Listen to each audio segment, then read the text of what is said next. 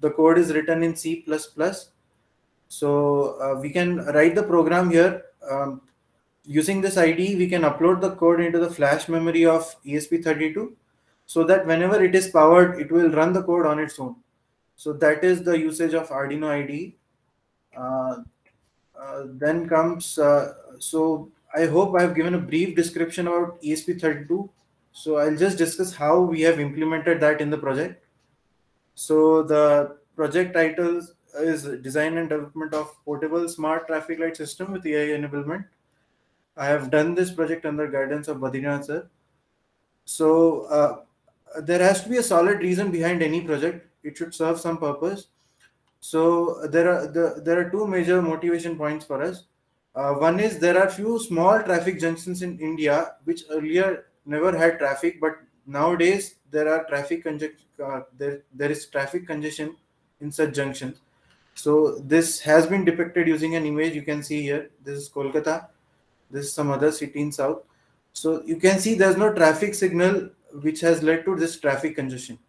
So since this is a small area, we cannot deploy a big system or something. So here comes the IoT enablement. We have designed a small traffic signal, which is portable, which can be easily deployed, and even it can be taken away. So that is the main idea. And the other thing is, nowadays, whenever we have heavy rains or some other natural calamity, since the conventional traffic lights are connected to the grid, the electricity grid, they stop functioning. So the onus comes on the traffic personals. They have to bear pollution. They have to stand in the waterlogged areas, and they have to direct using their arms. So that was the idea, that if we have some system that can be deployed there for some time, it would be helpful for them. So here comes the system. So the entire system is cost effective, that is IoT enabled, which can assist the traffic personnel in operating of traffic signal. So the entire system is based on ESP32 dual core microcontroller, and we do have the ThingSpeak integration to this as well. I'll explain that. So after extensive literature work, we have found that there are many systems which propose smart traffic solutions, but when it comes to implementation, like in India, even in many cities, we still lack internet connectivity. So when it comes to implementation, we do lack somewhere. So the idea is, there was often majority of the systems are dependent on internet connection. It requires heavy deployment of machines also. The cost of entire system is also often high. They cease to function under extreme weather conditions, and it also require huge financial support also. So the idea of our project is a small foldable structure which can be deployed in the center of a traffic junction, and which can be controlled wirelessly through a phone by the traffic personnel. He can stand under a shade or some hut that we have. So he can control it from a distant place. So that was the idea. As I spoke about different modes in ESP30, different modes of Wi-Fi in ESP32. So this is soft AP mode. So in soft AP mode, the microcontroller itself will act as an access point, whereas the other accessory device will act as a station. To ease it, to say in normal terms, whenever you switch on the hotspot of your phone, so in order to connect some other device, maybe your laptop or something else, since hotspot is on in your phone, that acts as an access point. Whereas the device that is getting connected, assuming you're connecting a laptop, that is the station. So it forms a local network here. So with that, we can communicate between devices. So this is soft AP mode, in which the microcontroller itself will act as an access point. Then next comes the station mode. This is what we have used in the system also. In this, you have to switch on the hotspot in your phone. The code that is being loaded in ESP32, we have provided the SSID as well as the password for connecting to Wi-Fi hotspot. So that is how it works. We have to switch on the phone's mobile hotspot, and the ESP32 will automatically connect to the phone's hotspot. So it forms a local network.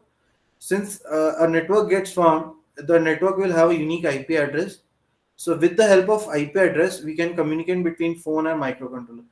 So as we say that microcontroller is being controlled using an Android app or maybe some other website. So here we are using the IP address of that network with some command. So that with that command, we have a code in ESP32 which controls the functioning. So this is just a rough structure of how this system has been implemented. So basically we send signals from our phone to Node MCU. Node MCU in turn sends signal to ThingSpeak also, as well as the relays. Relays is somewhat the electrical part which magnifies the signal. So there are these represent the four sides of the traffic signal. That is how it works. So a brief description, we have given different modes for the user. So this manual mode as well as automatic mode, they don't require internet connectivity for their functioning. So all it requires is a decent power supply and proper connection between phone and microcontroller. So working of these modes doesn't require anything, any internet connectivity. So I'll whereas the smart automatic mode is connected to ThingSpeak Cloud. I'll explain about that. So yeah, the manual mode of operation. I'll just briefly explain this. So in general, we have often we find that at a particular traffic junction, not all roads have congestion at a time. Assuming there is more congestion on the north side of the signal, uh, but there is very less congestion on the south side. So the current conventional traffic signals are programmed to function in such a way that the delay that the police personnel gives, assuming 20 seconds, it works for all four sides. But in this mode, based on analyzing the situational data, the traffic personnel can just press on the signal, assuming if I turn on the north signal. So there's no time restriction to this. The traffic signal can keep that light on till the time he feels that traffic has eased in that particular direction. So when he presses the north button, automatically the rest of the three sides would be red. So that is how this works. This mode doesn't require internet connectivity for its functioning. So this is how it works.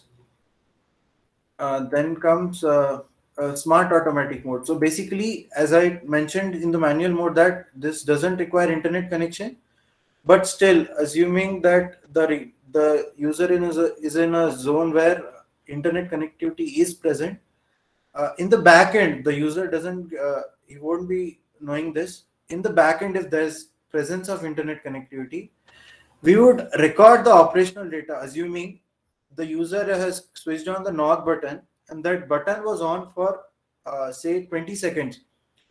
We are recording that time in the backend. That is done in the microcontroller. So that time, the whatever we have recorded is being sent to ThingSpeak Cloud. So that is how it is. From so whatever data is being received in the ThingSpeak Cloud, here we are running two different algorithms. One is machine learning k-means, and the other one is normal average method. Whatever data we have received, we are computing the average.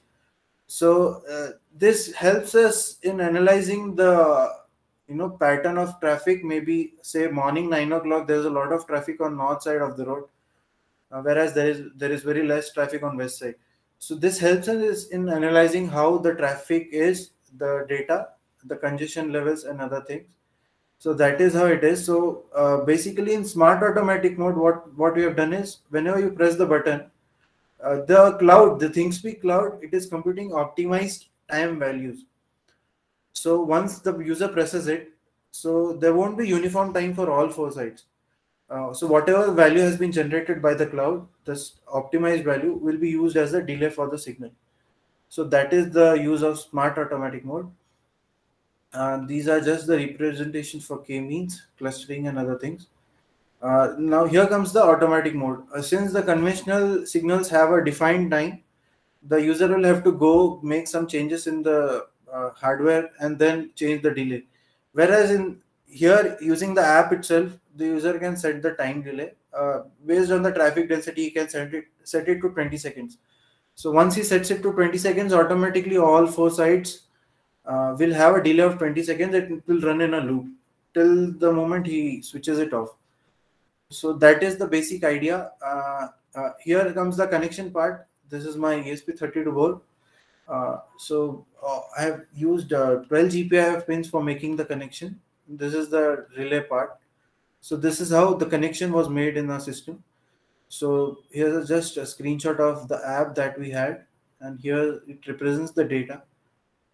So the novel part of this system was it is portable. The basic functions don't require internet connectivity and all. So it eases the usage dynamics. So it increases the productivity, as we have seen that if traffic junction is manned by traffic personnel, often there are two or three traffic personnel. So in this case, only one personnel is required. So this helps in increasing the productivity. So these are just the thing. Sir, I can show the video, right? Yeah, you can show. You can show. Yeah. So basically, we have just created a prototype of this entire system. We have tested it also. I'll just show the video.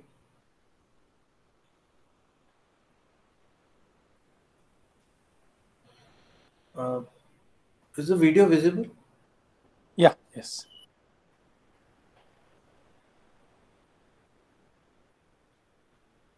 It's not playing. Okay. Started the action.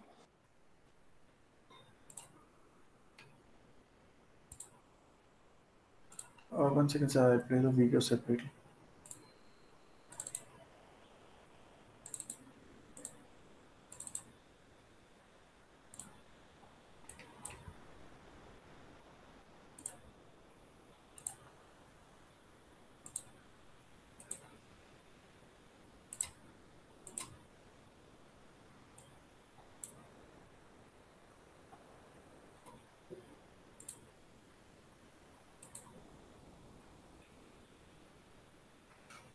So this is just a prototype of what we have designed. It might not look that good, but for the prototype purpose, it served the idea.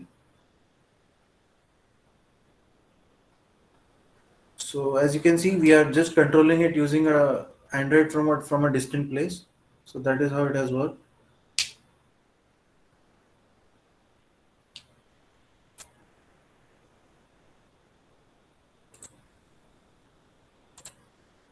So that is just a brief that sums up the idea of this project. So in future work also, since this the domain is IoT, there's still a lot of scope for this. So we can form a grid of all traffic lights, make them work in coordination. In future also, there's scope for adding of some camera modules and other things, some sensors and all. So that is how it is. I'll just show the cloud part as well. ThingSpeak Cloud. This is ThingSpeak Cloud. So for the student version, they just provide access to 4 channels. I've used all of them. I'll just show one side. So basically, whatever, as I said, the operational data that gets recorded in microcontroller, straight away it gets reflected in this cloud. And in the cloud itself, I have written a MATLAB code. So this code, it basically, there are two functions. One is the k-means algorithm, and the other is average method. So whatever data that I have received, uh, so whatever data that I have received, there are two things. It forms clusters based on these data entries, and the other thing is it straight away computes average of whatever data entries that I have received.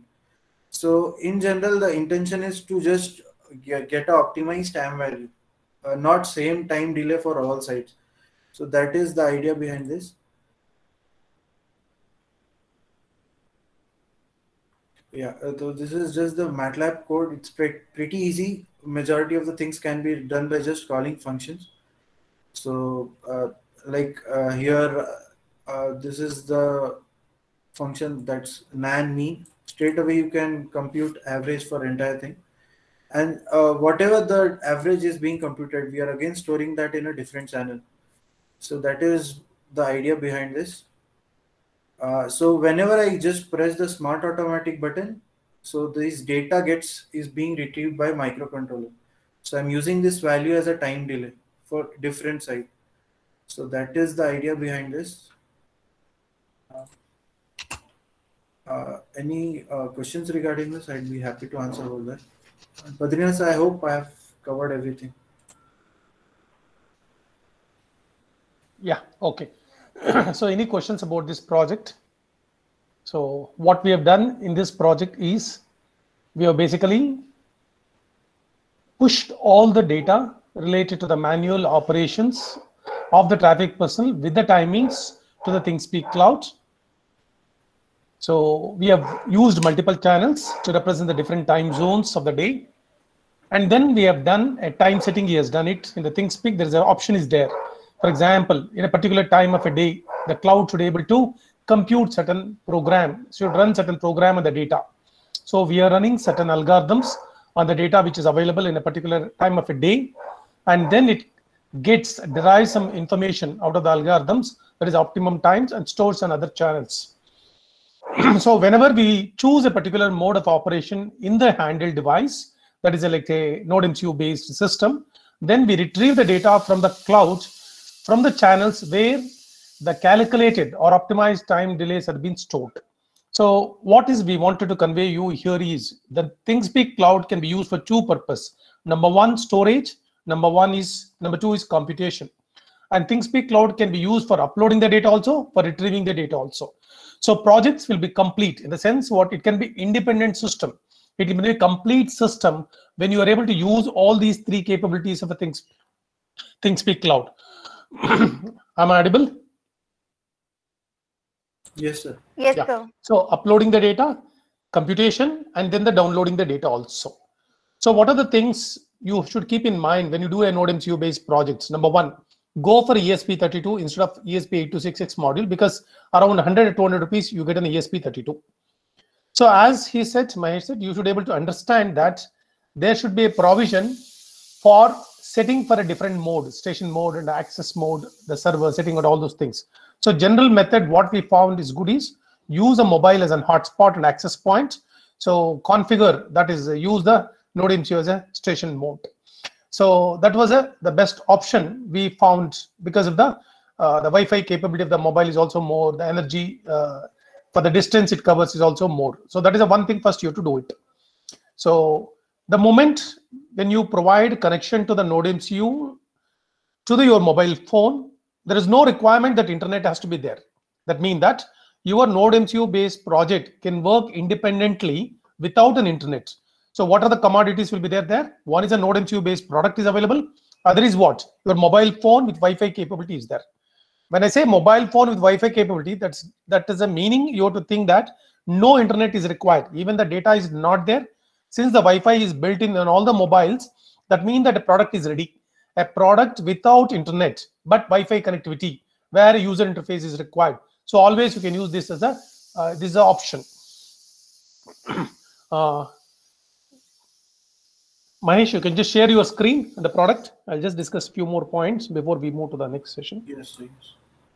So always you think, whenever you conceive an idea, that is whatever the project you have to do it, keep in mind this option in mind. That is, you have to use a mobile phone as a front end, because always is the best option, because easy available device. Instead of web app, mobile app is a better option. So whenever you use a mobile as a front end to your product, the question comes, how do you develop the software for that? As you said, either you can develop Android based application, or MIT app development tool is there. Within a half a day you can learn how to develop an app using that also. But you want a flexibility, lot of features to be provided to your app, go for your own Android application. So we will share you the code also of the Android application, how we developed it. In the application, whatever we have developed it. Can you go to the application, Mahesh? Can you show that? So what are the facilities we have provided in the this mobile application? This is commonly required for every product, not only for this project. Every product, these options is required. What are the options you're supposed to provide? Number one, so whoever uses the application, it is basically required to give a login for the user. So we have given first what is called user login. We have given it. You can see on the screen, user login. We have given it. So create a database where you store the username, these login IDs, and also what is the time he logins, what is the time logout. So this is the first thing you have to give in your application. So we will share the code also. So what is that you have to provide? Gives a login to the app. Don't make the app generally works directly, because why? You cannot have the log of the product usage. Why it's very important? Because the product is what? Connected by a mobile phone. That means that if I want to know that how many traffic personnel is using my app, how long they have worked it, what time they worked it, I require a log information. How do I get a log information? By making them to log in through my application, so that I will be knowing that who is the person has logged in, for what time he has used, for what time out. So this is very important information. We have stored this data in the local storage, that is the local storage of the mobile phone. And also we have given a facility to upload this data through email or to the ThingSpeak cloud or Firebase database system also. So we are given option to send an email for this one. So it will be stored locally, and whenever I require, I can just send an email. I can get the information about the people who have used, for what time they have used this one. This is the first thing you provide in your product. So login information is very essential. Once the login is available, then the front end starts. You have the options. In our case, we are given the 3 menus. We are given it. That is, they can work in the manual mode, automatic mode, or the another mode which is more intelligent than the automatic mode. So smart automatic mode. So like this, in your product also, find out what are the menus you have. Based on that, you develop the application front end for that. Now, after developing the front end, what is required for that? Then what you do, in every mode, you try to connect to your NodeMCU based system. So as I said, whenever you have a station mode is there, so I can share you the code. What is the code required? Do I have a code here, Mahesh? That code? What is by chance? Yes, sir. Yes, sir. We have. Yeah, you can just share the code. That is a communication code, and explain that code for a moment. Yes, sir. You can just increase the font if it is possible.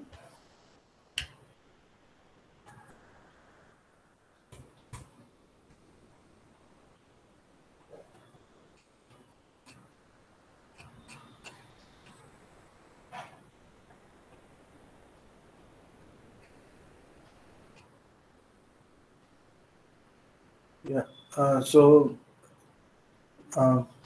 am audible. I hope I am audible. Yeah, you're audible. Yeah. So just setting up the Wi-Fi just requires hardly a code of two or three lines. So there are inbuilt functions. You just have to call them. So just by calling them, the microcontroller itself configures that particular mode. So that is how it is. Hardly a code of 2-3 lines.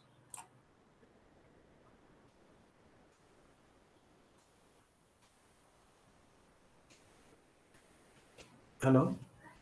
Yeah, continue. Any other Wi-Fi related thing, explanation you can give it? Yeah. So since I had mentioned that we are using HTTP protocol, so basically when your phone, it acts as an access point and the microcontroller is getting connected to it, it forms a local network of its own. So it will have a unique IP address.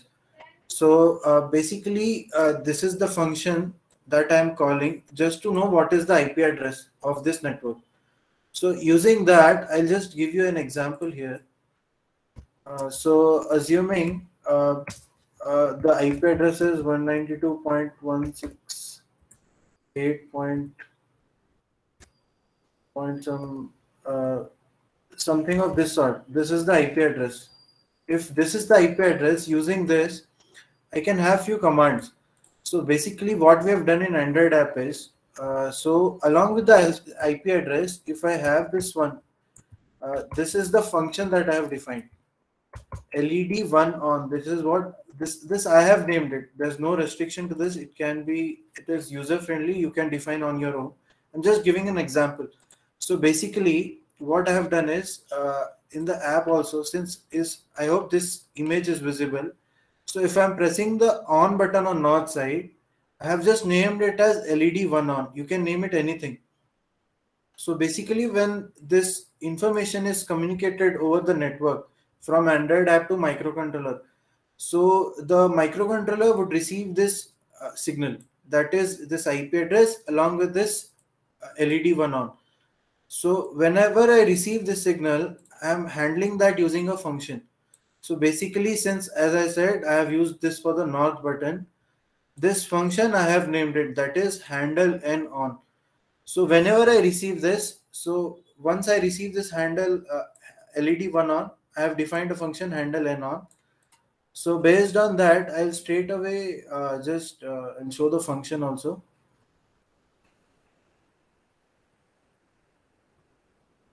Yeah, so this is my function handle n on. So basically what I'm doing is I have used one variable that is n status of north signal. So I'm setting that to high. Earlier it was by default low. I'm setting it to high. At the same time, there is this function called milli-s. So basically what it does is there is a clock inside that microcontroller. It starts that. So as I said, we are trying to compute the operational data, the time for which that button was on. So when I'm getting the on signal, I'm just starting the clock here. So whenever I get the off signal, I am ending it here. So it's just the difference of the time that whenever it ended and whenever it started, I'm getting the operational data. So that is the idea behind this. And as you guys might know that 200 is just a signal for successful data entry. So that is all I'm sending on the server. So it's pretty much this. Since now, as I mentioned that I am setting the n status variable to high, I'll show what I'm doing with that. Yeah, so basically there are many variables that I have declared. So just for time being, I have used one LED to represent that. So whenever my n status is high, only that particular LED would glow. Rest others would be off. That is the idea behind this. So basically, receive the signal, set some variable, change that according to your use, and write functions for it so that you can control it. So as soon as I get off also, I'm turning that light on off also. As you can see, digital write low I have done once n status is 0. Whenever it is 1, I have done this. So that is the pretty much idea behind this. So basically whatever we have done is, since the setup is in college, I'm at home, I have just represented this using one LED. But since I'll be having 12 LEDs there, so basically it will work in a loop. So I'll write high, low with some delay. That is how the entire system will run in a loop. I have just commented that since I don't have the entire hardware with me right now, but that is how it would work actually. Yeah. What are the libraries you used? Can you just tell them? Yes, sir. Since Sir has taught about ESP8266, there are hardly one or two that change. So I suppose the library for ESP8266 or Wi-Fi ESP8266, something like that. Here you just have to include Wi-Fi.h. Since I'm using ThingSpeak Cloud, that this I'm using. Since there's a web server also that I'm using. So there's Wi-Fi UDP also supporting that library.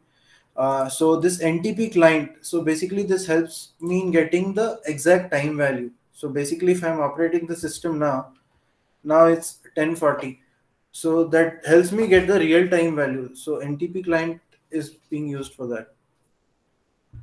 So whatever code that has been learned for ESP8266, same thing can be used here. There are just few minor changes, change in library and just the way in which we call the server. Rest remains the same.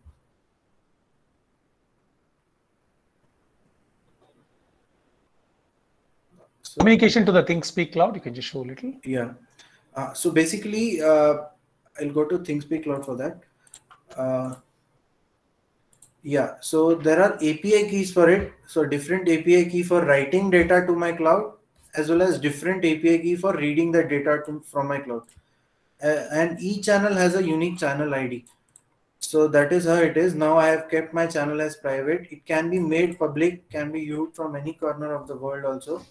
So I'll just explain the use of these API keys. So since this is read, this is write, I have to define this in my code. So I have done that here. These are different code. The naming, it's a variable. It's up to you how you want to define it.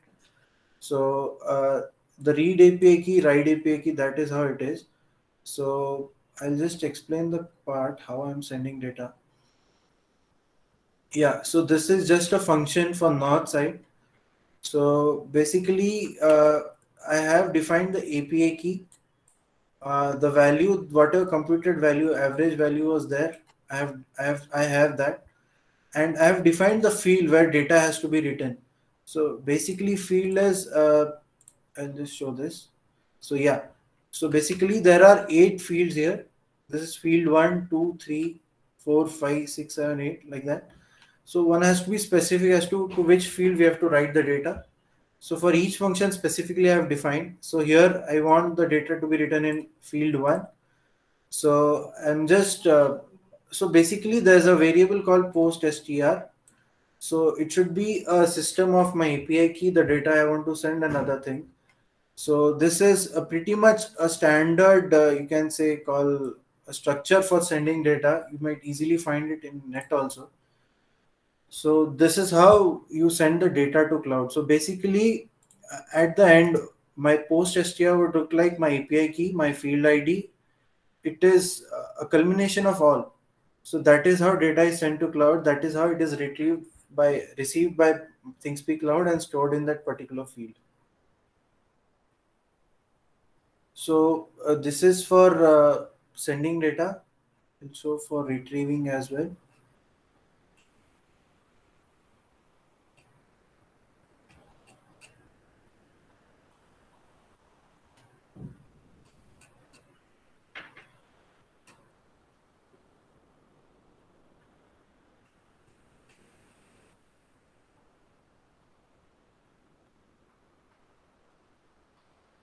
Yeah.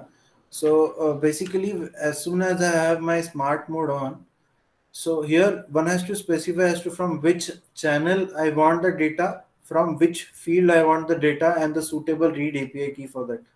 The API keys can be found here. So yeah.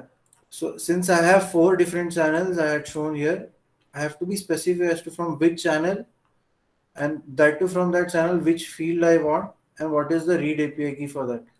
So this is the syntax for that. So whatever data I'm getting, it's up to me. I have defined a variable for that. So using this function from a particular channel, from a particular field, with the suitable API key, I'm getting the data, and I'm using that in the system. So this is how retrieving and sending of data looks like. Explain the how you are computing in the ThingSpeak. Yeah, yes. Yeah, so I'll go one by one. So assuming like this is the data entry, assume I have 14, 11, then 13, 17, 14 and all. So my whatever MATLAB code that I have, it will automatically run the code for all the data entries that I have received in last 24 hours. The time I can define, it's up to me. For time being, just for testing purpose, I have defined last 720 minutes. But idea when we implement is to implement it for 24 hours.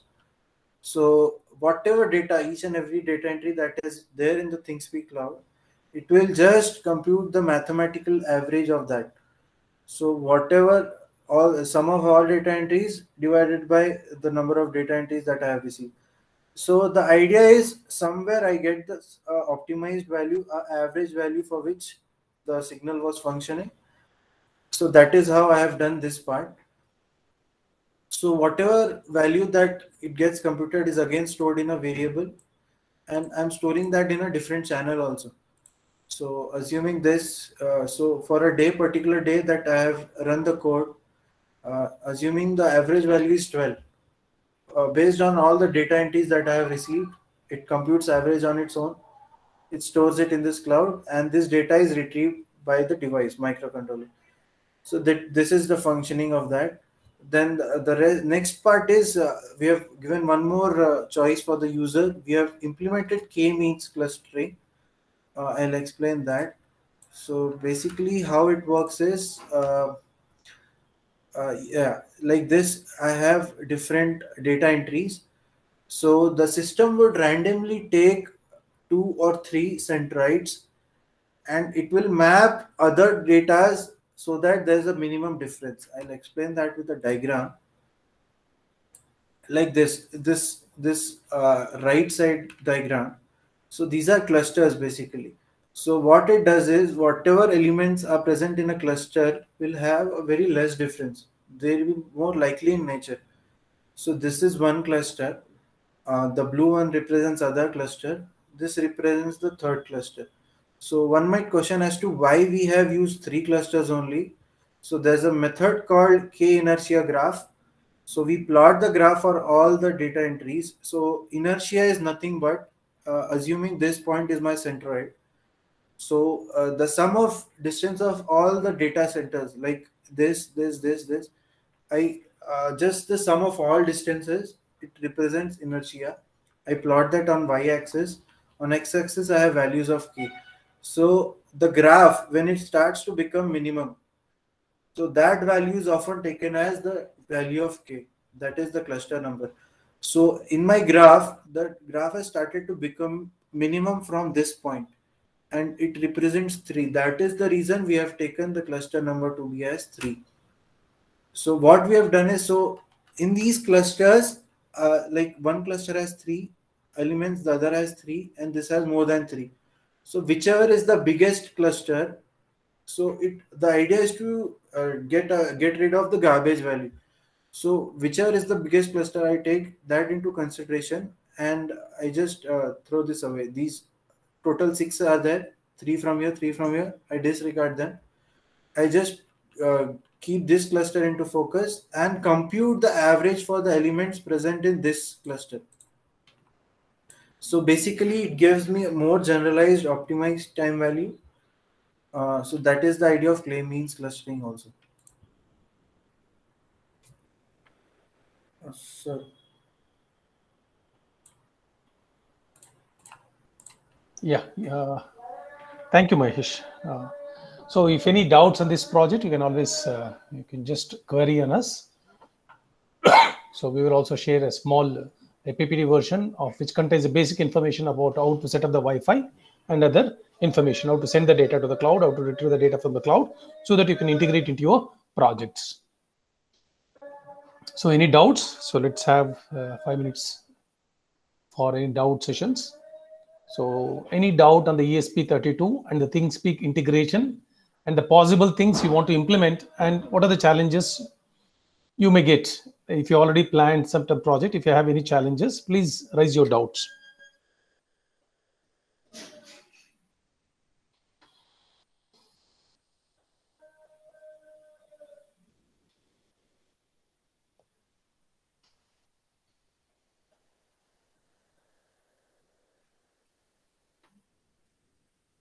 Sir, I have a question. Yeah, go ahead, Karthik. Kirtan. The k-means clustering you told, are you running it on the ARPA, I mean the ESP32 or the phone? No, it runs on ThingSpeak Cloud itself. Oh. So the data you're supplying, and then there it's getting processed. Yes. So the idea is, I forgot to tell about a feature.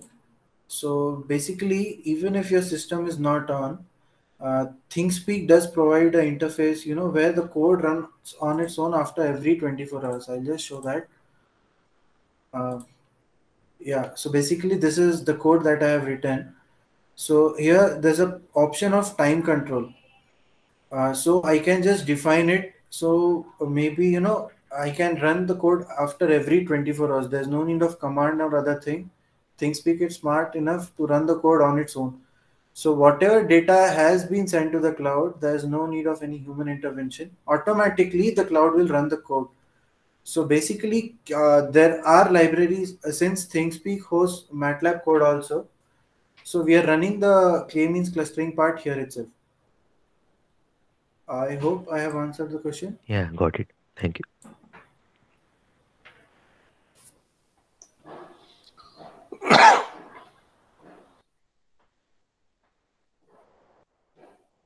And once you perform the computation, store it in other channels so that we can access back into the microcontroller.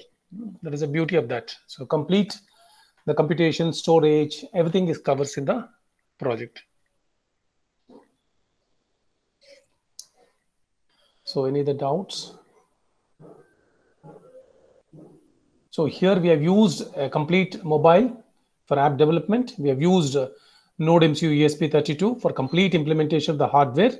So we have used a battery, that is the whole system runs without any power supply. So the complete system has been designed with the batteries. We have done the calculation of how to calculate the battery requirement for your project. I'll share that also. But also we are given how to calculate the solar panel for your project.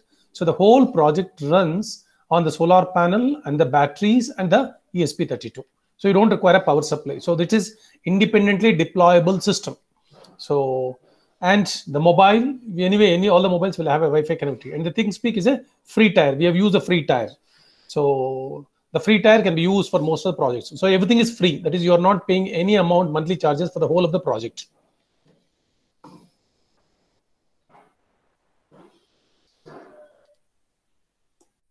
Okay, thank you, Mahesh. Thank you for sharing your time. Thank you. Okay. So now we'll.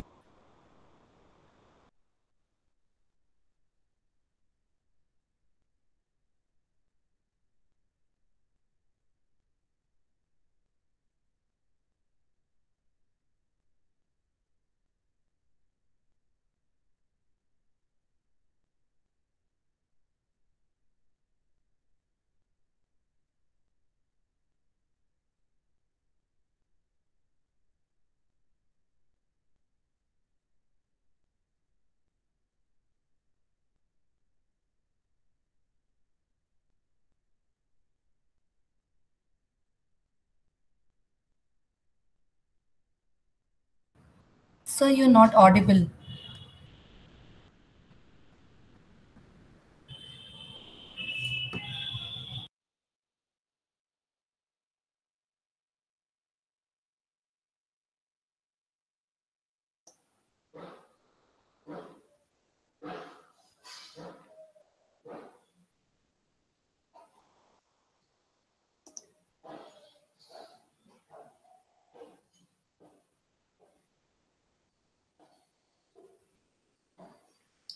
Moment, I'll just share the screen. Excuse me, sir. Can I leave the meet? Yeah. Okay, Mahesh. Thank you. Thank you. Thank you. Okay.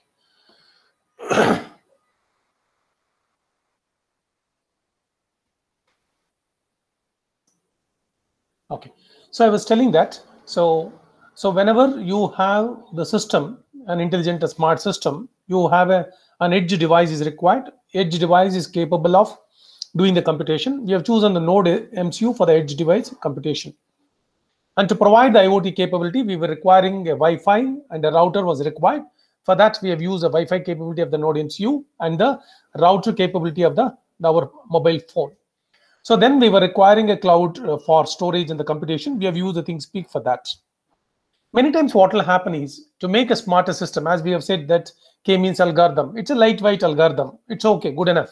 But when you are doing a lot of image processing, recognition of your faces, recognition of certain things, or manipulating images and all those things. So many AML, ML algorithms requires more computation is required. So when computation comes into picture, always the question comes, do I do the computation at the edge device? Do I do the computation at the cloud device? So whenever you do a lot of computation, the cloud device, and then exchange the communication between your edge device and the cloud device, you have to pay money for the cloud usage, monthly money. Many times the products cannot sell. When I say that every month you have to pay this much of money means people hesitate to go for the products. So it is better as much as possible, develop the model in the cloud or in your laptop system having the data. Once the model is ready, that means that whatever the AML model is ready, that intelligence is ready, take that intelligence and put into the edge device and make edge device independent of the cloud for most of the operations. So then what will happen? The sellability of your product is more. So whenever we want to deploy a smart system, make sure that monthly charges should not be there for your product. For that, what should I do it? I have to put intelligence and the computation in my edge device.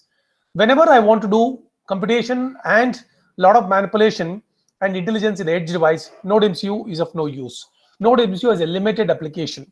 So why Node MCU does not have so much of computation power? It does not run at a gigahertz of speed, 4 gigahertz, 5 gigahertz, like 10 gigahertz speed. It will not work. And it does not have a mind memory of 1 GB memory and all those things. It has got a very limited memory because it's a microcontroller. A microcontroller does not come with the OS. Whenever it does not come with the OS, the multiple programs, you cannot run it. So whenever you cannot run the multiple programs, you cannot implement the bigger systems. So there's a lot of limitations on the Node MCU. Always think that Node MCU is a small microcontroller system meant for making the LEDs on and off. In the previous project, it was the best suit for the product was the Node MCU.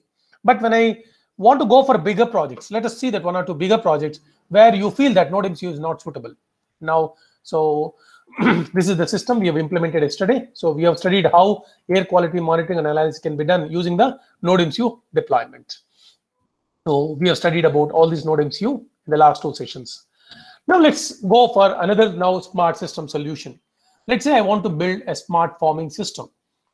I want to deploy the sensors and build and use that for a smart farming. Let's see that how we can able to use it. So whenever you want to go for a bigger systems, it's always the challenge is, so we will see with an example. So what was a system is available.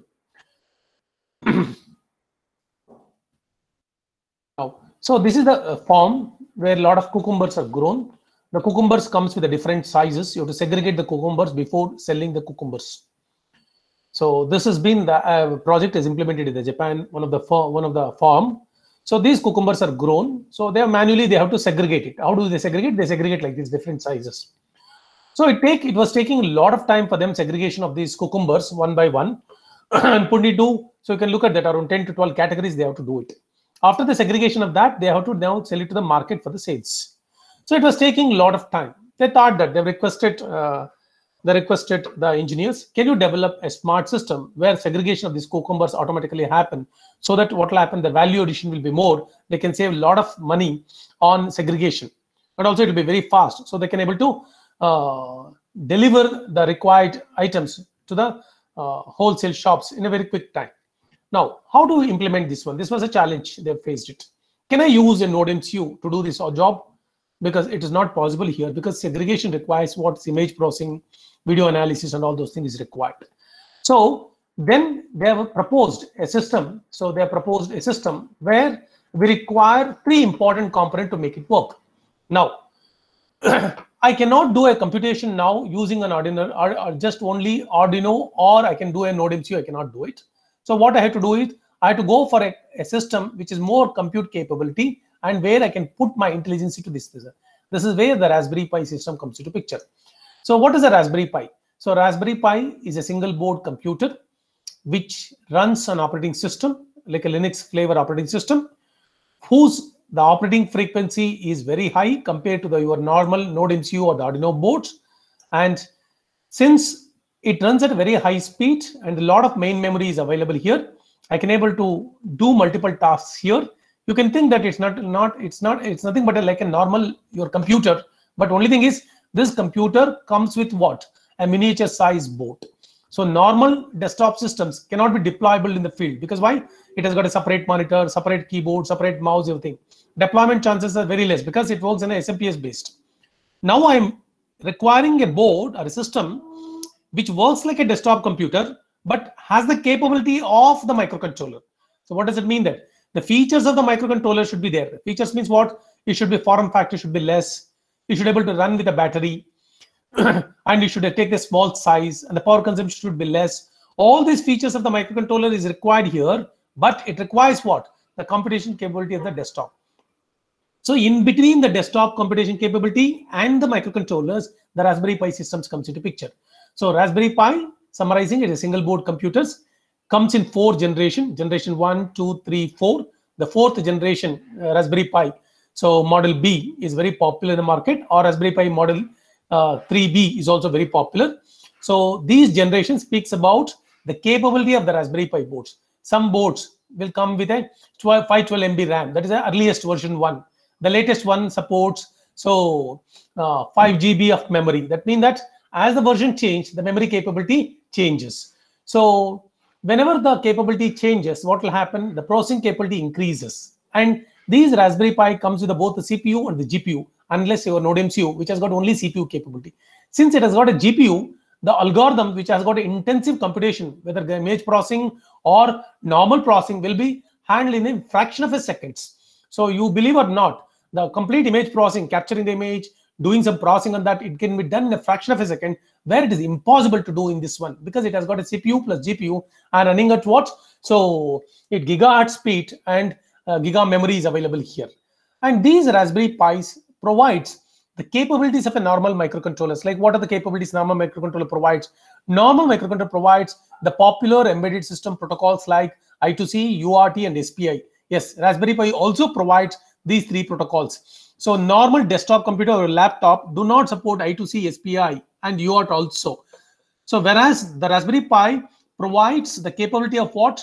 The microcontroller serial protocols, that is embedded systems, it's required. All the 3 protocols are there. Plus, like a normal desktop computer, the Raspberry Pi has got a Wi-Fi and Bluetooth capabilities is also available.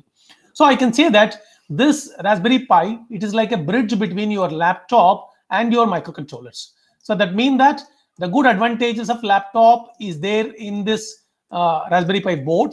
The good advantages of microcontroller is also into this one. So the good advantages of microcontroller is what? The embedded system protocols are supported, and it provides the GPIO pins, like what the Arduino board provides. Through the GPIO pins, you can able to read the sensors data, and also you can able to establish a communication between other external devices. So that connectivity to the other sensors is possible to the Raspberry Pi 3. What are the advantages of laptop? The high speed, high computation. So, and the GPU and the CPU are being integrated into this one.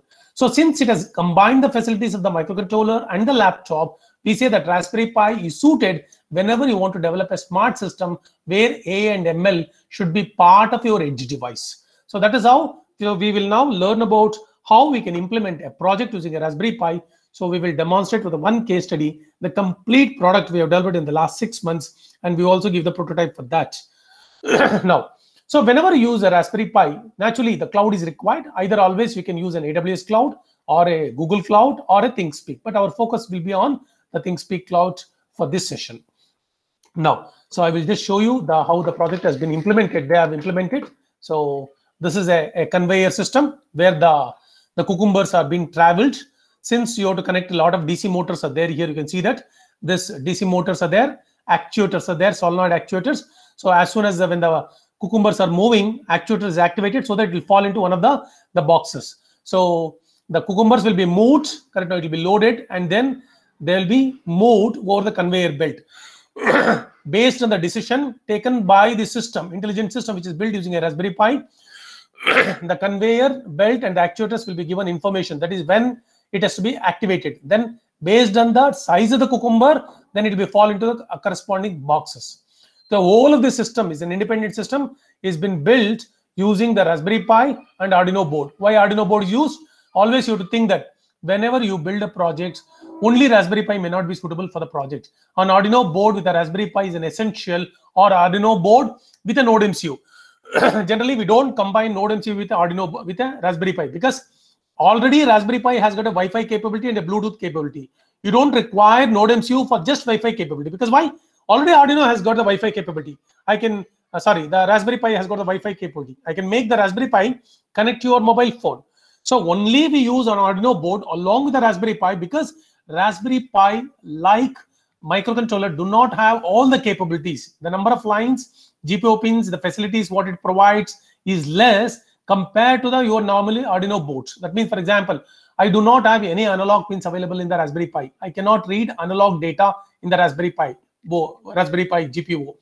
So that generally what we do when we build a smart system, we delegate the microcontroller related work, that is making the LED on, reading a sensor, so activating certain actuator, all that work we will delegate to what? Arduino board.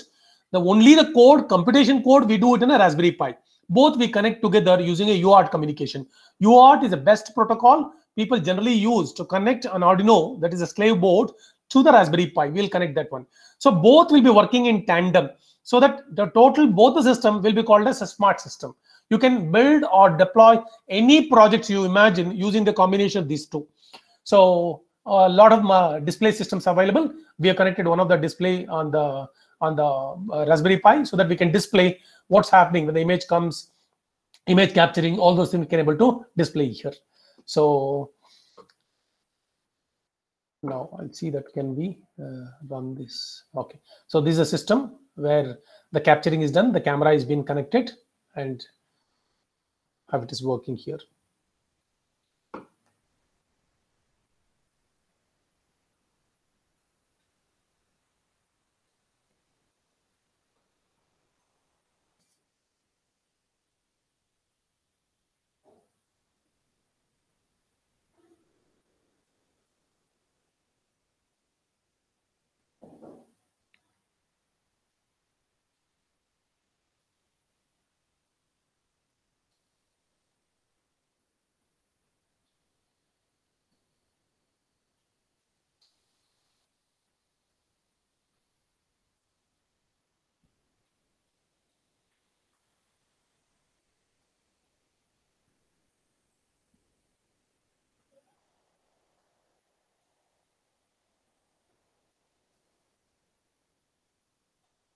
Okay, this is the Raspberry Pi board.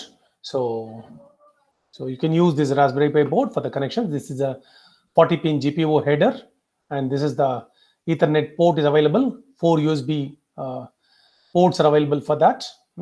So this is a microcontroller used. That is a advanced ARM processor is used to build the Raspberry Pi Model B. So this is the Raspberry Pi Zero board.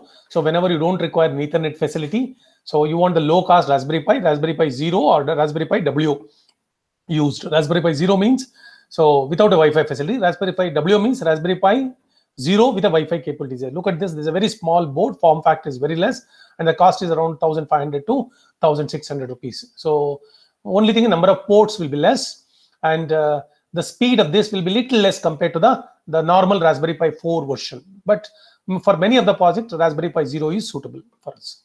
So this is the different components what we require when you build a Raspberry Pi project. You require an SD card where an operating system, the Linux flavor operating system, which runs the Raspberry Pi board should be fused or should be written into the SD card. And there is no hard disk is present, unlike in your normal laptop computers. So where is the storage? Storage in the SD card. So what all you can store in this one SD card? So in the SD card, you store the operating system also, your application programs also, your data also. If you are capturing certain data, you have to store that also. That means that the SD card, which is used in the Raspberry Pi, hosts not only your operating system, your applications, and also your data. So all these things will be there in this one, it will be there. And the Wi-Fi adapter not required nowadays because the latest Raspberry Pi has got a Wi-Fi adapter inbuilt into that one. And how do you power the Raspberry Pi? So the 5 volts adapter from the computer you can connect to here, or when you deploy in the industry, you can connect a battery and give the power from the battery to the Raspberry Pi. And also you can wall mount. For example, in some of the cases, you have to mount the Raspberry Pi on the wall. So for example, in the previous application, we have seen that there is what is called wall mount is available. You can put the Raspberry Pi board onto the wall mount also. So otherwise you can get this type of cases also will be available. And Raspberry Pi supports the camera interfaces. Either you can connect a serial camera using a serial interface it provides, or you can connect a USB-based camera. So both interfaces are available. Serial camera interface is also available, and the USB-based camera interface is also provided here. And you can connect audio output. You can generate some instruction to the user also possible with a Raspberry Pi. So these are the different versions I've just indicated here. Raspberry Pi 1, 2, 3, 4. So most of the projects we go with either Raspberry Pi 4 or Raspberry Pi for 0. We can always go for it. So it's very important that whenever we go for the Raspberry Pi, you should understand that majority of the ML project, machine learning projects, are use pre-trained machine learning models to teach Pi boards about the world around them. Schooling robots is in how to navigate tricky terrain through the powering early warning system for car parking attendants. That means that you should make sure that the model building does not happen in the Raspberry Pi board. You have to build the models, and then the pre-trained models you deploy in the Raspberry Pi boards. So there's a lot of projects are there. So you can build using your Raspberry Pi system and also NodeMCU systems. So this is a few of the projects we have documented here, which are all uses the Raspberry Pi system. So now, before we go to one of the project, we will go to the details of the project. So I would like to say that whenever you use the Raspberry Pi for deep learning, that is AML projects, we have 2 major pitfalls working against us. Now, restricted memory. Of course, the Raspberry Pi 4B will have a 8 GB memory. That's why whenever you go AML projects, please go for Raspberry Pi 4 because it has got up to 8 GB. You can go for it. Limited processor speed. Of course, it has been improved. It has been improved. Now the 4B supports a higher speed than the normal speed supported by the Raspberry Pi 3. So this makes it near impossible to use larger, deeper neural networks. Instead, we need to use more computationally efficient network with a smaller memory or processing footprint, such as a mobile net and a squeeze net. So these networks are more appropriate for the Raspberry Pi. So in general, you should never use your Raspberry Pi to train the neural network. Only use your Raspberry Pi to deploy the pre-trained deep learning network. The Raspberry Pi does not have enough memory or CPU power to train these types of deep, complex neural networks from scratch. So now, keeping in mind, we have developed in the last 6 months one product which is called as a smart door for a COVID at the COVID time. So we always require a smart door. The smart door, how does it work? That as soon as a person enters the door, it takes the picture of the person face. You see that whether he is wearing the mask or not.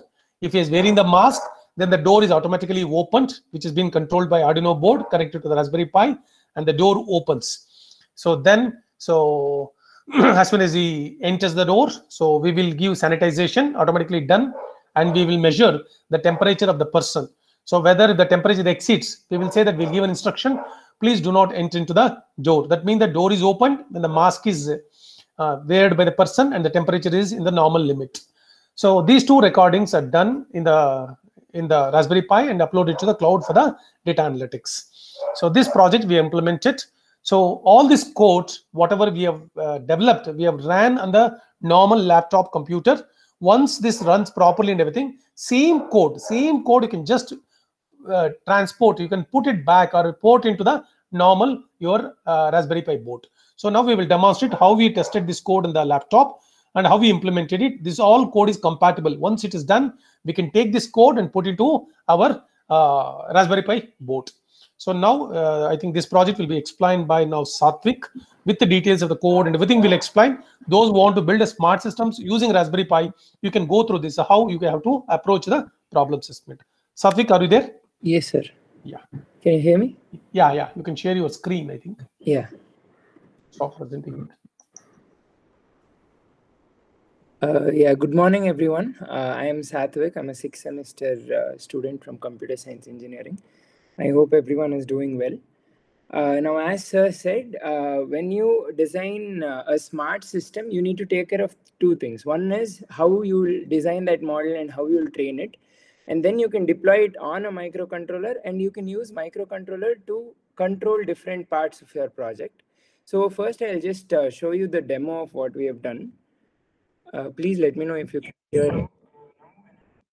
Could you hear anything? Continue. You can play it.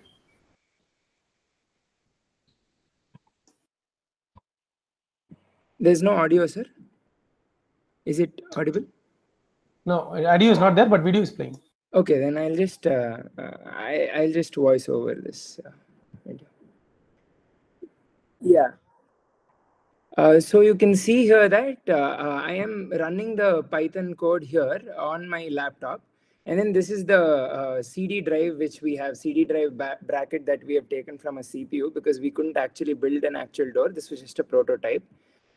So here we have the CD drive connected to the Arduino here. And here you can see that, just a moment. Yeah, here initialization is done. Yeah, so now you can see that this is our front end, which is displayed on the laptop. So here from the camera feed, it's taking the face photos, like since every video is like frames per second. So each frame is taken, it's put as an input to our machine learning model. And then first we'll detect the face, we'll draw the bounding box like this, and then we'll see if that face, that bounding box has a mask inside it or not. Since here there's no mask, you can see that no mask 97.5% is being displayed. So I'll just go ahead. Yeah, so since I'm not wearing a mask, this door won't open. And then there's a PIR sensor here. So as I moved in front of the PIR sensor, it sent a message to the I2C LCD saying, wear your mask. Okay, because it has not detected a mask from the input video feed. And then you can see that the door won't open. But now once I'll just wear my mask and then try again. Yeah, so I've worn my mask. Now I'll again move in front of the PIR sensor. So mask is confirmed. And then the door opens. And then you can see that if I keep moving in front of the PIR sensor, the door will still remain open, because obviously if a person is going through the door, you can't just shut the door on him. So it's still open.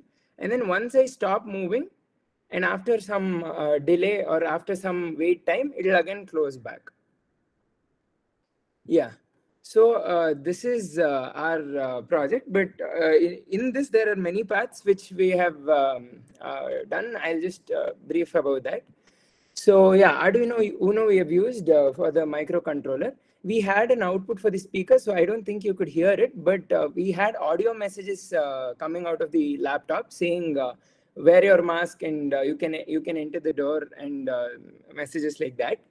And so basically what happens here is, so here since PIR sensor is there, PIR sensor basically has two electrodes. Okay, so one will give positive output and the other one will give negative output. So if I am standing in front of the PIR sensor, then both the positive electrode and the negative electrode will get the same amount of infrared radiations. So that is why they both will cancel out and you will get zero output. But if I'm moving in front, then they both will result in some positive or negative value. That is when it will detect motion. So that is why we are using PIR sensor here to detect motion. And then after detecting motion, what will happen is it will detect from our machine learning model, it will detect if that person is wearing a mask or not from this live feed. And then if that person is wearing a mask, and we have also added a temperature sensor, which we have not showed in this video because this video was an older video. So yeah, from the temperature sensor, it will get the temperature. And if that person doesn't have a fever and if that person is wearing a mask, then obviously the door will open. Otherwise, it will close as I've showed you. So I'll just show you the code. Yeah. So code, actually, we have divided the code into two parts. First one is the code which we need to train the machine learning model.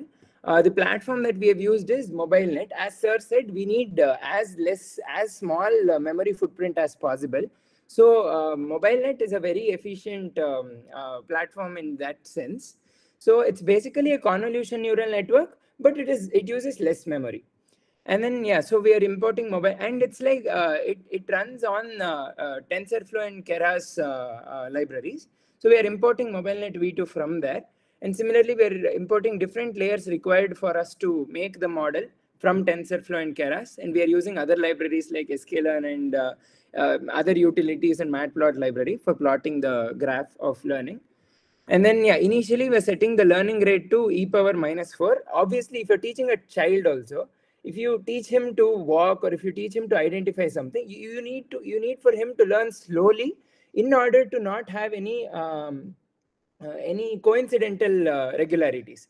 Like for example, if you are teaching an agent to assign people of a class some grade, and the data set which you give to that agent is the student's marks and student's height, then that agent will find out some coincidental regularities between that student's height and grade assigned, which obviously isn't right, because it shouldn't learn a relation between the height of a student and the grade which you assign to him.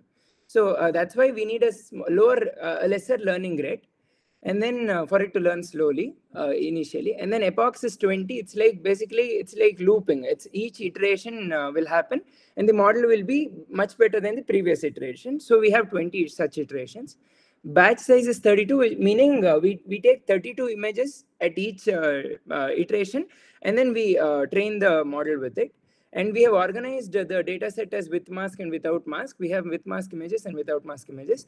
And this is a supervised learning algorithm. So we have the training and testing data set partitioned. So yeah, this is basically we're loading the images from our local data set to the model. So what happens here is, yeah, so here, as I said, training and testing split is done. So testing is done for validation to check if our model is trained properly. And then we are augmenting we are augmenting actual new images to the older images, because we have less images. So if we have around some 1,000 images, after augmenting, we'll get 1,500 images, because what augmenting does is for each image, it will do like rotation, and then it will do zoom in, and then it will flip the image and all that. It will generate a new image from that. And then, yeah, so here, obviously in MobileNet, we need to have two types of models. One is the base model, which provides the input to the head model. So base model, we are using ImageNet standard weights. These are the standard weights provided by Google for any image. And then the shape of our input tensor is obviously 224 by 224, and 3 is the number of channels. And yeah, so this is pretty much our model. It's actually this simple to make a model. One is we are getting the base model output and providing that to the head model. And then what we're doing here is, see, as you may know, every image is treated as a matrix of pixel values.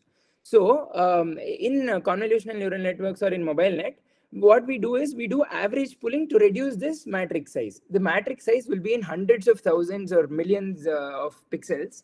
So if we average pool it, then we can reduce it by a considerable amount. What average pooling does is it will take a two-dimensional matrix. Here it is 7 by 7, and it will run that window over each over each 7 by 7 part of that original matrix, and then it will compute the average value of that and put it in the output matrix. So that is what is being done here. And then it will flatten it out into a one-dimensional array. And then dense layer has 128 neurons to have an activation, because we need, see, we can also give the input directly to the next layer, but it wouldn't be that efficient. That is why we use an activation function called rectified linear and activate it and give it to the next layer. And then dropout, we have, as I mentioned, there can be some coincidental regularities. To remove that, we use a dropout of 0.5, which just removes some background details, which is not necessary. And then finally, the dense layer has 2 neurons, because it should classify it as wearing a mask and not wearing a mask. So this is basically our model, and then we just load that model into the model function. And then we initially set the trainable to false, because initially, if you're teaching someone something, you just want them to sit there and learn how we are doing that, not learn anything else, but just you should just assume that you are correct. So that is what the model is doing here initially, and then it will try to learn what is being taught. And then we use an optimizer called Adam, because that is the most common optimizer that we use for nonlinear type of data or image data. We fit the model for the training and testing data. And then, yeah, so that is pretty much it. So here, until this point, we're trying to train the model. And then when we fit it, we train the model. After training each epoch, the model will have some accuracy and some performance measures which we need to plot. That plots we'll do here. That's also, that is training the model. So once the model is trained, we need to save it, because as sir said, if we are using RPi or any other microcontroller and we want to load the model onto that, we can't load the entire data set, train the model every time we want to use it. We have to just load the model. So after having the model, we can load the .pkt file onto the microcontroller. So the next one is, after we have trained the model, we have to use that model. So how do we use it? And we have to communicate with the Arduino also. So what we are establishing here is, this is the Arduino communication. It is very simple, because this is the serial port that your Arduino is connected to, USB port. This is the baud rate, and this is the timeout value which you give. It is after every 1 millisecond, it will be sending data. Since you know that serial communication is obviously serial, 1 bit at a time will be sent. And then, yeah, and for our front end, we have used Kinter as our front end. It's a Python-based front end platform. So yeah, it's actually very simple. It's like HTML only, but it's simpler than HTML.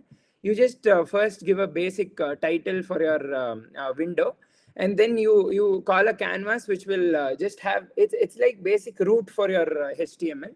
And then you'll make one grid, you'll add all the buttons, labels, and all that, and then you'll pack it. That's all. That's our front end.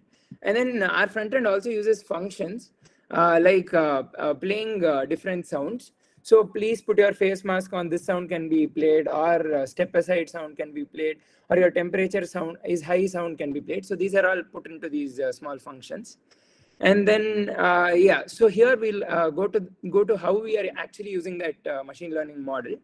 So yeah, video stream of frame. So here, actually, you know that video stream will be in FPS. So like 60 FPS means 60 frames will be sent to you per second.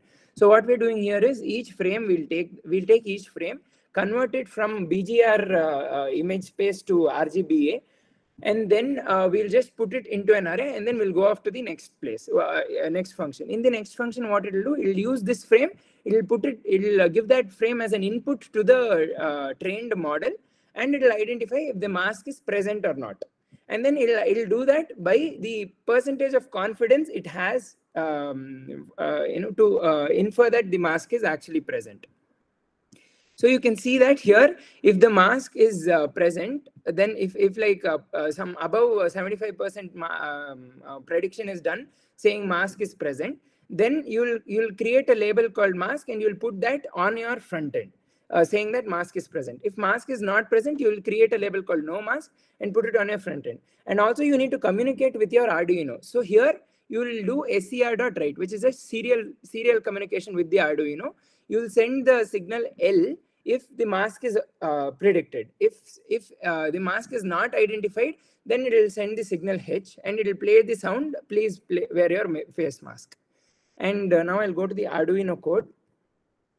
So yeah, in Arduino code, what we have done is, as I showed you earlier, we have used an LCD, we have used DC motors, and we've used the H bridge to control the DC motor, and we have used MLX 90614 temperature sensor, which is like a non-contact temperature sensor, IR sensor.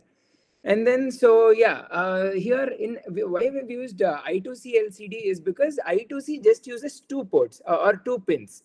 Which is the SDA and the SCL. SDA is like serial data, and SCL is like serial clock of the microcontroller.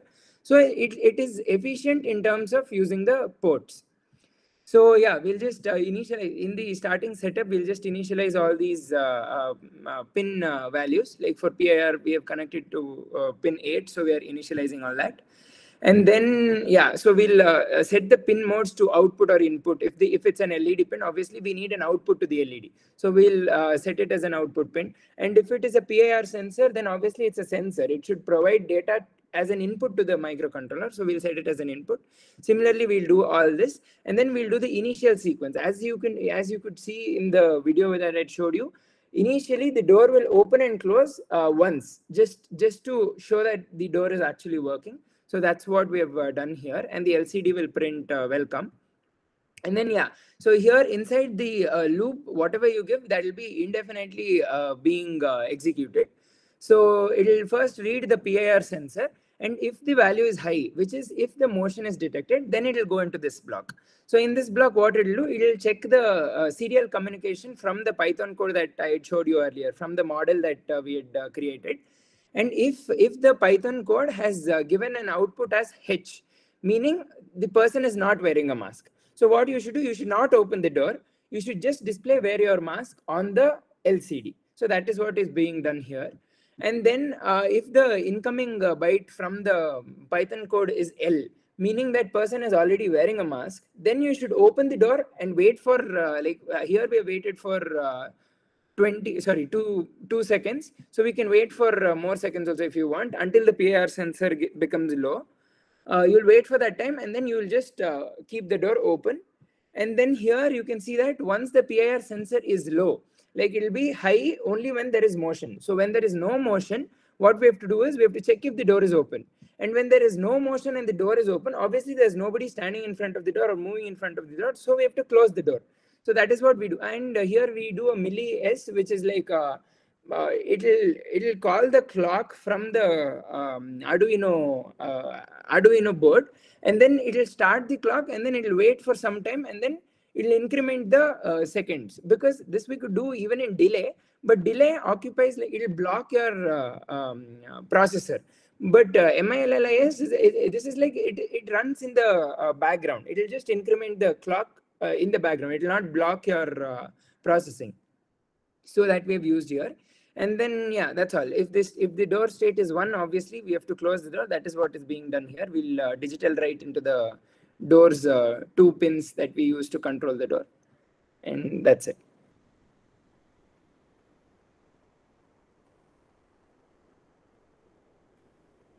Hello.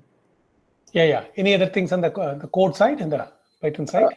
On the code side, that's it, sir. But if you want to see the, I'll just show. Yeah, this I have showed already, I think. But here, yeah, this is a much better representation. So as I said, we have a face mask detection model which runs on the PC, but obviously we can deploy it on an RPi also, as sir said, by just storing the model onto the Raspberry Pi. And then we'll get the live video feed from the camera into the model, and then it will detect from the face if that person is wearing a mask or not. And then it will send the high and low signals to the Arduino board. And then there is a PIR sensor also, which is which sends high and low signals based on the motion. So based on these two and based on the temperature sensor values, the door will decide to open or close. And then, yeah, we also have another module, hand sanitizer module, which is basically, it's basically in every other place you've seen. If you just put your hand in front of it, there will be a PIR sensor which will detect the hand and it will pour out the sanitizer in predefined volumes. That's it. And you can display and you can voice out some instructions which will enhance the usability. That's it, sir. You can run the video one more time last. Yeah.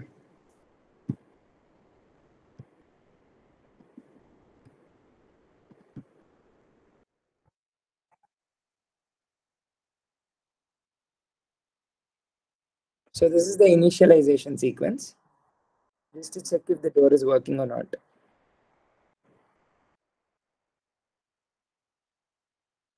So you can see the bounding box being red there. Red means no mask.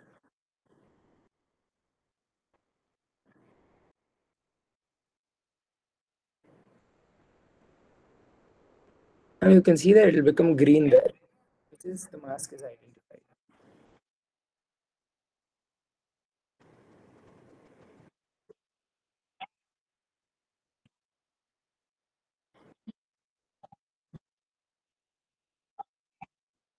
Yeah, so after the last motion, it will wait for some time and it will close.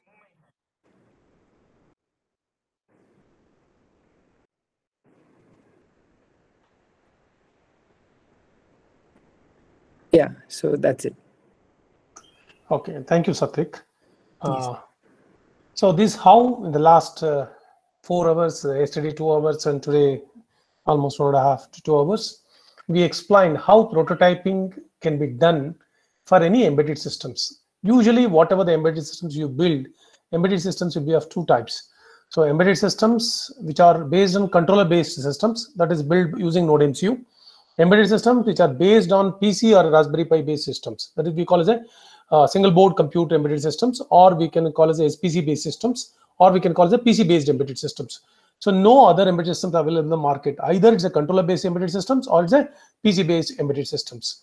So now for another 10-15 minutes, I will demonstrate another 2 products. How for industry we have deployed 2 products, which is one is based on completely a PC based embedded system, like a single board compute embedded system, like RPi based embedded system. Other is a microcontroller based, that is a NodeMCU based embedded systems, which has been deployed with thousands of pieces throughout the India and also abroad also. So we have been deployed from last 4 years from the R&D center of RVC. We have done this product. I will just demonstrate today how prototyping can be possible. So I'll just show you for another 15 minutes.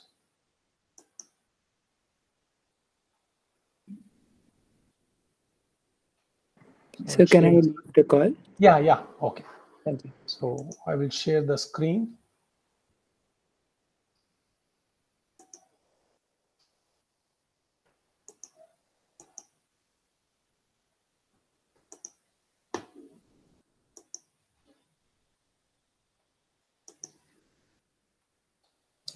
So always whenever you prototype, we generally face challenges. It's not as easy as implementing projects. We have seen the 2 prototypes, how NodeMCU have done one product, which is really required for the traffic parcel. How we have seen that how a COVID-based smart doors are required for the industry. But when you go for deployment in the field, lot of challenges you face. Lot of challenges. You feel like running away from those challenges, because the product development is like that. Implementation is more challenge than development. Development is only 20%. The 80% is always the challenge in deployment. So whenever the deployment challenge comes, always 3 people just stand in front of you who can inspire you and who can make the product development successful. So you can see that Sir M. Visvesvaraya is behind the successful KRS dam. So if today's the dam is not there, you see that the farmers of Karnataka and the Tamil Nadu and the Kerala would have been suffered a lot. Even today, you can see in the farmers' houses of Karnataka, Tamil Nadu, Kerala, people use the photograph. They keep the photograph in their houses of Sir Vishweshwaraya and pray for him.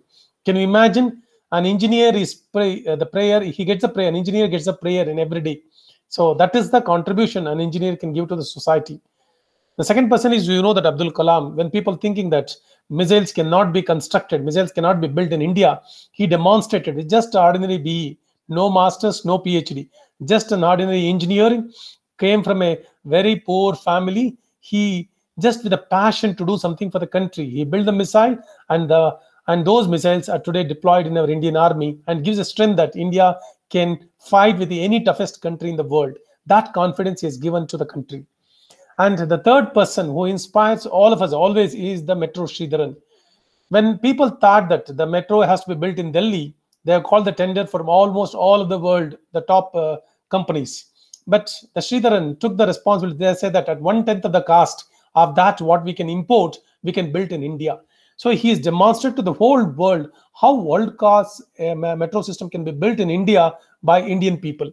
So today, you can see that a lot of metros is coming all over India. It's the contribution of the greatest engineer among us, even today is living, is the Sridharan.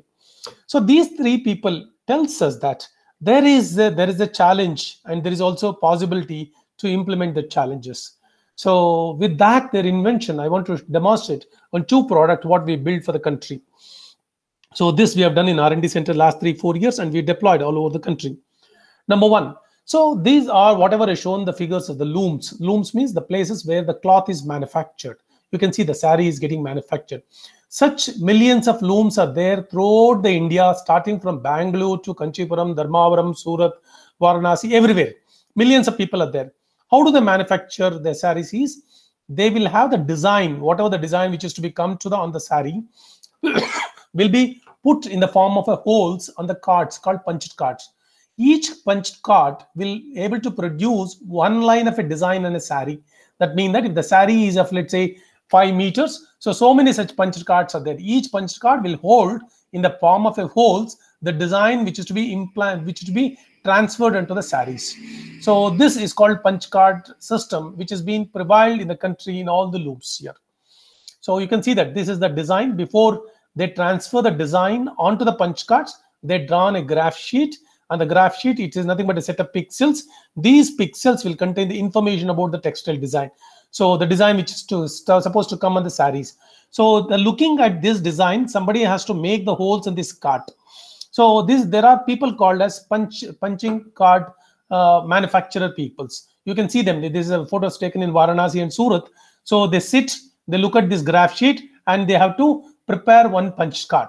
Little advanced machine is they have to use their hands and they use the legs, and they will look at the design, and then they have to punch the holes.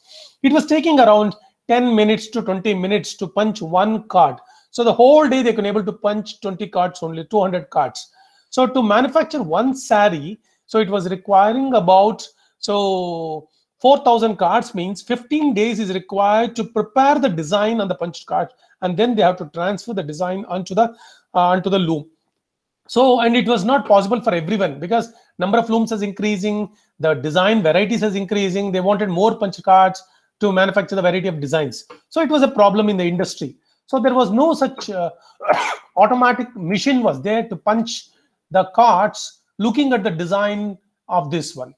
So the Indian government has imported one such machine from the France earlier days. I'm talking about a few years back, this is a decade back. So that was cost of the machine was 15 lakhs. So only one machine in Bangalore was installed, so which was used to punch the cards automatically if you give the design. So then this is a problem taken by us a few years back. Then they said, why can't we manufacture a computer or a computer-based machine which can able to take the design from the pen drive, which is what is there in the paper. It's basically taken printout from the computer, pen drive, and design a robotic system. So where automatically the card will be taken, the holes will be punched and thrown. So can I do this such mission? That was a challenge.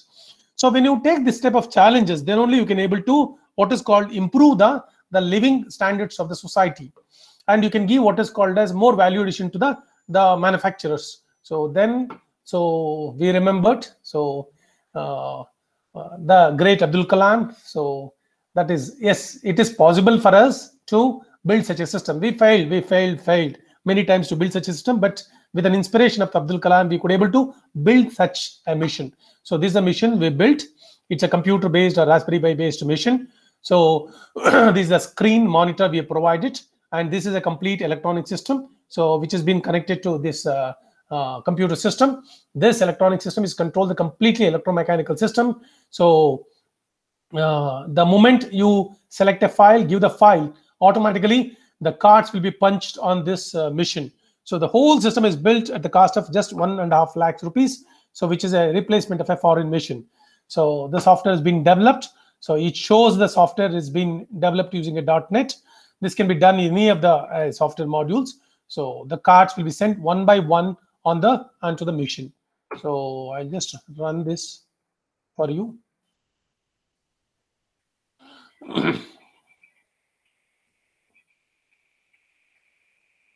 See that how a card is taken one by one from the stack and it's punching. There are 12 robotic fingers are there. Using those robotic fingers, which has been inbuilt here, the robotic fingers get activated from the computer. Based on the robotic fingers action, the holes will be punched. Only the selected holes will be punched. To build this system, we have integrated the solenoid coil, the motor control, and a lot of sensors has been inbuilt into the system. It's a complete combination of electrical, electronics, and computer science has been implemented in this project. So this was one of the problems. We successfully deployed these missions. Around 4,000 to 5,000 such missions are used in Dharmavaram, Surat, and everywhere in the country. These missions are, even today, it has been used. Same missions has been used. So how we build this complete system, smart system? We have used a personal computer R5 system. So we developed some front end. So we used like Arduino based. Instead of Arduino, we have used ARM board as electronic circuit. So we communicated between the computer and your electronic system, that's ARM based boards, and successfully, and we implemented an electromechanical system. In this case, it's a punching mission. So always any project you develop, 3 components will be there for a smart system. One is a computer, R-Pi or a personal computer. Second is an ARM based board or Arduino board like such systems. Other is electromechanical missions. So this contains a lot of sensors, solenoids, proximity sensors, everything will be there. So whenever you build a project, 3 integrations you have to give successfully. Program running here will be different. The program running here will be different. Yes or no? So the requirements of these sensors will be different. The method of working will be different. If you're able to integrate all these 3 into a project, then only it becomes the product. And now I'll move to the next product, what we had done it. So if you look at this, the problem, so after a few years, they said that, hey, again, why we have to waste so many punched cards? We have to punch it many number of times. So can't we replace all these punched cards with one computer? Why can't you put a computer itself into a loom, into the place where you manufacture the sarees? So that I don't require a punched card. Is it possible to replace the punched cards itself? That was a question. This was there in the Europe and American countries, but the cost was 30 lakhs, 40 lakhs, 50 lakhs like loom. But the loom cost is 1.5 lakhs, what is available in India. If you go to Kabbanpet or SR Nagar in Bangalore, Yelahanka, so many looms are there. You can't replace the existing looms in India with the looms what is used in Europe and America. So, but we want that automation, what is done in America and Europe, we have to give that automation to our weavers, poor weavers of Indian country. So how do we do it? So we thought that, why can't we retain the loom as it is, only introduce a computerized system here, which will replace the punched cards and control the design on the sarees. So this was our question, that is, design is given. So I have to replace the punched cards with the system and I have to make it automatic. Can we do that one? So it was a big challenge. It was not easy to do that. Many times again we failed, but later again we remember the challenges faced by Sridharan in implementing the Konkan Railway project and the Pambam Bridge project in Rameshwaram and the metro whenever we build the challenges. Yes, when these such big projects can be done by our great engineers, why can't we do this problem also? With their inspiration, so we took the project of introducing a computer to the loom itself. So we call it an electronic loom. So we want to convert normal manual loom into an electronic loom. So we built the system. So we built what is called India's first electronic jacquard system. We built a few years back in the college. We also applied for a patent.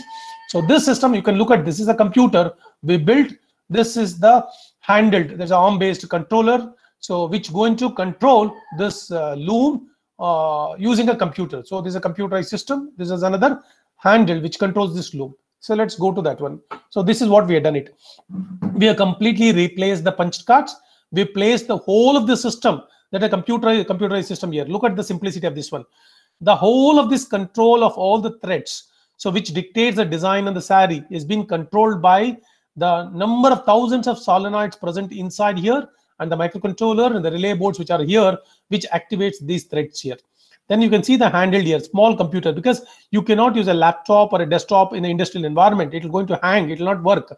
It should be very rugged. It should be able to work in all operating temperatures and in the weather conditions. So we have built our own small computer, so which is an ARM-based computer. We have used it and we have connected that to a system. It's a computerized loom. So now the weaver, what he can do is, so weaver can able to feed the design in a pen drive, and he can able to start running the design on the sari. So you don't require a punching card. Earlier, it was taking around 1 week to get a design on the sari. Now it's what? Morning, you go and give a pen drive. In the evening, you can get a sari of your choice. So that was the automation it has brought into this mission. So this machine has been installed in number of places, over 2,000 places in India. And you can see that this is one of the pictures. We have been implemented this missions in on the rural place in Andhra Pradesh.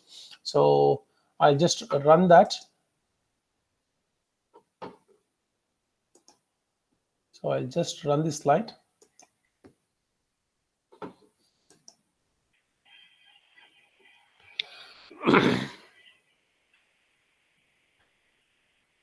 You can see that no punch cards are there.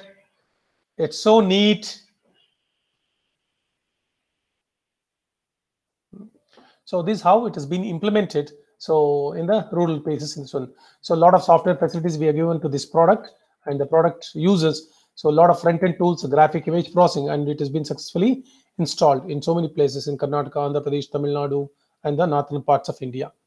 So I will just go to the last product. Another 10 minutes, I'll take it for the explaining. So what was our last product and how we implemented that one. So this is a smaller remote villages of Tamil Nadu and Kerala. They will do what is called mat preparation. Mat means, so a mat where you sit. So these mats are woven from the grass which is grown in the river beds of Tamil Nadu. So Tamrapanni river. So they use a grass. From the grass, they make the mats. They have to sit like this, stretch their legs, use their hands, and insert one by one grass at a time and prepare the designed mats. So it was a very challenge for those rural women to weave the mats like this. It was taking almost 1 week to prepare one mat. And you know that in Tamil Nadu, for the marriages, they'll put the bride and bridegroom names on the mat. To put a name on the mat, it was a very challenge for the whole of the village. Only one old lady was there. She can only do such type of matting, because why? It has to remember. For example, you want to get some symbol on the mat, she has to remember the design and she has to insert properly. So it was taking almost 1 month time to make one marriage mat. So those villages, correct? No, they said there was a lack of technology. Can you make an automated machine where if I'm given a pen drive, the bridegroom name and the bride name and the design, can you prepare a mat so that it should be easy for her to sit and do that one, and should be able to increase their productivity? Instead of taking 1 month, can I do 1 day, one mat? That was the requirement. So this problem we have taken with an IIT Madras. So together with IIT Madras and RVC, we formed a team and we worked on this project.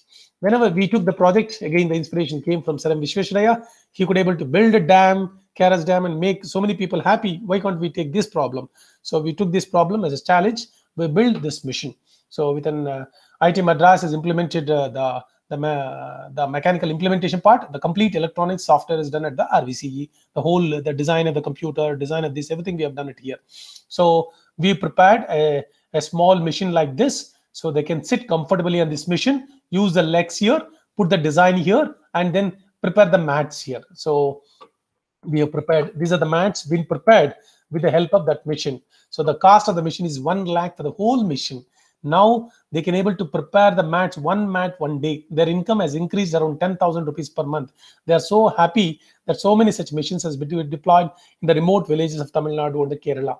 So I can just play you one last video from here. You can see that it's a very remote village. There is no roof is also there. And the outskirts only we have deployed this mission. You can see that they use a grass. They insert the grass. And she sits comfortably. She uses her legs. She can work for long hours now, and she can get any pattern on the mat because it's a computerized. So whichever the pattern she requires, just insert in that computer what we provided, and it is done here.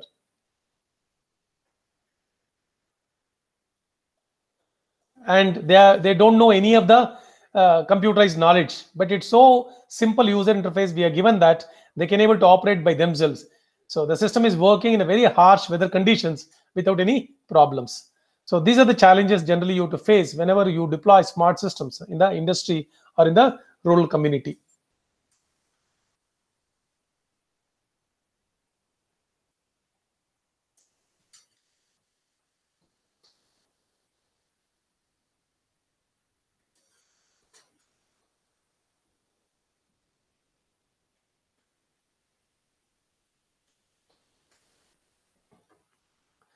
Okay, so this is how we have done this project. So we have given the software for them to feed the name and convert into a design.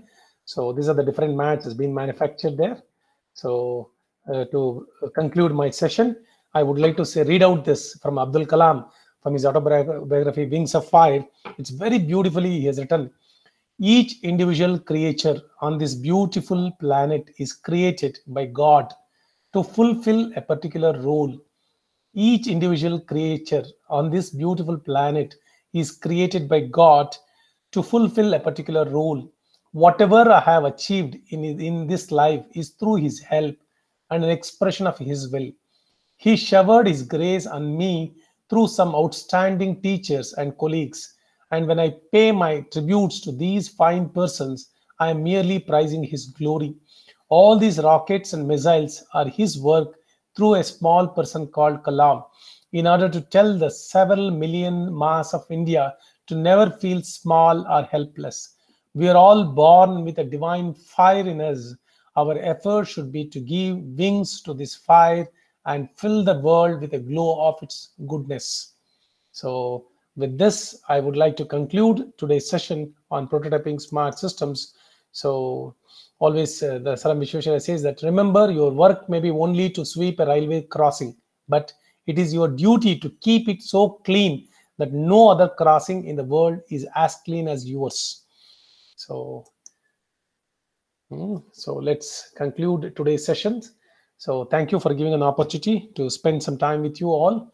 So if any of the doubts are there, you can always mail to me. So let's all build the new and big smart systems to support the development of the country.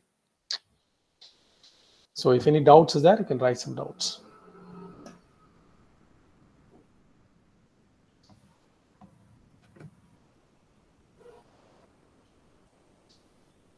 Thank you, sir. It was indeed a pleasure to have you here.